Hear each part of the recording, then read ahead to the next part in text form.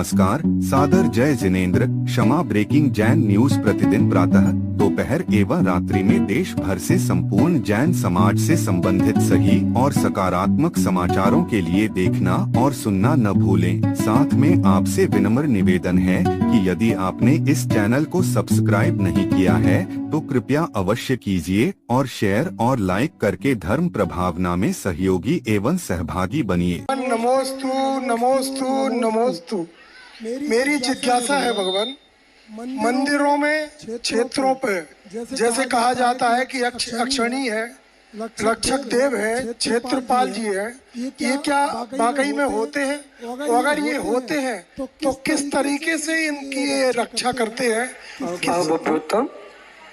संपूर्ण प्रतिष्ठा शास्त्रों में ये प्रतिष्ठाचार्य बैठे हुए हैं। त्रिलोक प्रणति में प्रत्येक तीर्थंकर के यक्ष चक्षुणी की व्याख्या है। प्रतिष्ठा ग्रंथों में प्रत्येक तीर्थंकर के यक्ष चक्षुणी की व्याख्या है। प्रश्न ये है कि आप गृहस्थ हैं और गृहस्थ को सम्मान मिलता है तो तुम वहां पहुंचते हो। तुम्हारा कोई अपमान करता है तो आप वहां नहीं पहुंच पाते। रागी देसी जीव है आप।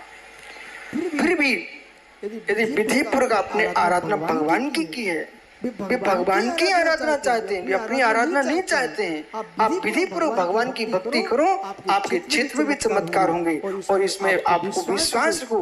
पोपोरा जी में इतनी युवा टीका मारा के भक्ति कर रहे हैं, मंदिर मंदिर भक्ति हो रही है, उसी का प्रभाव है ये चमत्कार फैला हुआ है। क्योंकि चमत्कार अलग से दिखाने को नहीं आता है, वो सहज होता आता है। इसलिए देवों का अस्तित्व है, इसमें कोई शंका नहीं है। देवांश निकाया चार निकाय के देव होते हैं, भवनवासी, व्यंतर, ज्योतिषी, वैमानिक। इसलिए चारों निकाय के देवों को स्वीकार करना चाहिए। देवों को भगवान मानोगे तो मिथ्यात है, और देवों को ही नहीं मानोगे तो मिथ्यात है। इसलिए देवों को देव मानिए और देवादेव को देवादेव मानिए, यही सम्यक प्रवृत्ति है।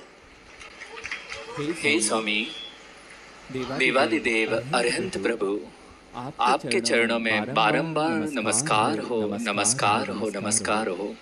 गणधर के रूप में विराजमान आचार्य परमेष्टि के चरणों में मेरा बारंबार नमस्कार हो। हे भगवान, जिनेंद्र भगवान ने दो मार्ग कहे, एक श्रमण मार्ग, दूसरा गृहस्थ मार्ग। श्रमण के लिए ध्यान जिस तरह आवश्यक है, उसी प्रकार श्रावक के लिए धन अर्जन बहुत आवश्यक है। धन अर्जन के कौन से उपाय श्रावक को करना चाहिए जिससे कि वह जिन शासन की महती प्रभाव न कर सके और अपने गृहस्थी जीवन का अच्छे से पालन कर सके। व्यापार अथवा नौकरी में से कौन सा श्रेष्ठ कार्य उसे करना चाहिए जिससे कि जिन शासन की प्रभाव न हो सके। नमोस्तु।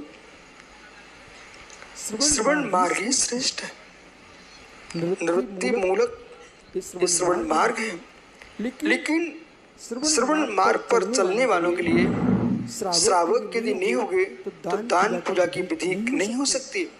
उसके लिए उसको अर्थ की आवश्यकता पड़ती है, पर अर्थ ऐसा हो जो अनर्थकारी ना हो, अनर्थ प्रवृत्ति से ना अर्जित किया गया हो, जिसमें बहु हिंसा हो। ऐसा व्यापार श्रावक को नहीं करना चाहिए। जो संपत्ति समीचीन वृत्ति से अर्जित की जाती है वही आपको कमाना चाहिए। गृहस्थों के लिए आवश्यक है वे कीटनाशक, ईंट के भट्टे आदि ऐसे व्यापार ना करें जिससे बहुत जीवों की हिंसा होती है। ब्यूटी पार्लर आदि जैसे काम ना करें, दूसरे के व्यापार का हनन ना करें। आपके अंदर प्रतिमाएं हैं, चाहे वो नौकरी हो चाहे वो व्यापार हो। किंकर से कुकर श्रेष्ठ है क्योंकि स्वतंत्र रहता है। फिर भी यदि किंकर होने का भाव बनता है तो ऐसी जगह सर्विस ना करें जहाँ पर क्रूर हिंसक कार्य होते हो, जहाँ अहिंसक प्रवृत्ति से काम होता हो, बहु हिंसा का अभाव हो। ऐसा ही व्यापार करना चाहिए। हिंसक व्यापार का पूर्ण त्याग करना चाहिए। हे गुरुवर, नमोस्तु नमोस्तु नमोस्तु। हे भगवान, मेरी एक शंका है कि आपने अभी 5 जातियों के विषय में, 1 इंद्रिय, 2 इंद्रिय, 3 इंद्रिय आदि के विषय में कहा, तो यदि हम मात्र इतना ही समझें तो विजातीय विवाह का क्या प्रसंग है? कृपा स्पष्ट करें। नमोस्तु गुरुवर, नमोस्तु।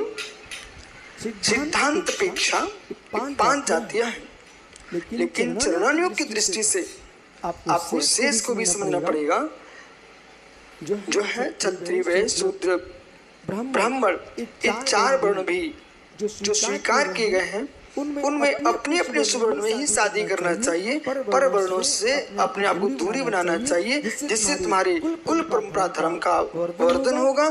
साथ में ही क्या मालूम कौन सा जीव किस स्थान का आ गया, उसने जाके पूरे परिवार को बदल दिया और जैनत्व का ही अभाव हो जाएगा। इसलिए श्रेष्ठ यही है स्व कुल में जो वर्तमान में चल रहे हैं उनका भी ध्यान रखना चाहिए, सामाजिक व्यवस्था का भी ध्यान रखना चाहिए।